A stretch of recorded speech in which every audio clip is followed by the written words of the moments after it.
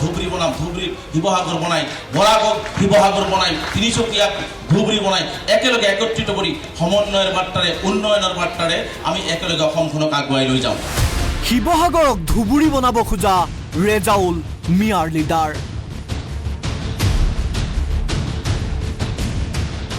লিডাৰৰ মুখত এবাৰ শিক্ষা জেহাদ।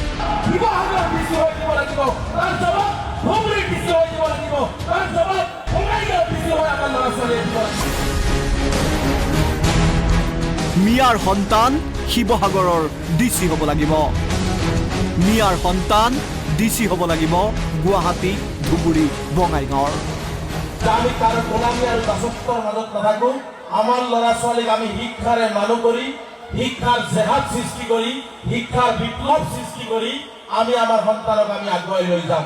আমাৰ ল'ৰা ছোৱালী আমি শিৱসাগৰৰ ডিচি বনাবৰ কাৰণে, গুৱাহাটীত ডিচি বনাবৰ কাৰণে, গুৱাহাটীৰ জিএমচিত ডক্টৰ বনাবৰ কাৰণে আমি এই কাবাক্কাৰী অঞ্চলৰ পৰা কথা কওঁ। শিক্ষা জেহাদেৰে হুংকাৰ ৰেজাউল কৰিমৰ। আমাৰ ল'ৰা ছোৱালীক আমি শিক্ষাৰে মানুহ কৰি, শিক্ষাৰ জেহাদ সৃষ্টি কৰি, শিক্ষাৰ বিপ্লৱ সৃষ্টি কৰি আমি আমাৰ সন্তানক আমি আগুৱাই লৈ যাম।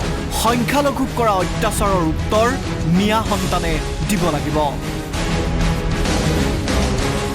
এইদৰে মিয়াৰ মাজত নিজৰ প্ৰভুত্ব দেখুৱাইছে ৰেজাউল কৰিম চৰকাৰে। মুঠৰ ওপৰত বিধায়ক হ'ব লাগে ৰেজাউল, লিডাৰ হ'ব লাগে মিয়াৰ। Ajmal out, Rezaul in. সংখ্যালঘু লোকৰ মাজত নিজকে হিৰো হোৱাৰ বিশেষ অংক ৰেজাউলৰ। প্ৰথম খোজটোত সফল হৈছে ৰেজাউল। কংগ্ৰেছত যোগদান কৰি দুদিন থাকি পদত্যাগ কৰি ৰেজাউলে ৰচিলে এখন নতুন নাটক। এই নাটকখনৰ জৰিয়তে সংখ্যালঘু লোকৰ মন জয় কৰি বিধায়ক হ'ব ৰেজাউল।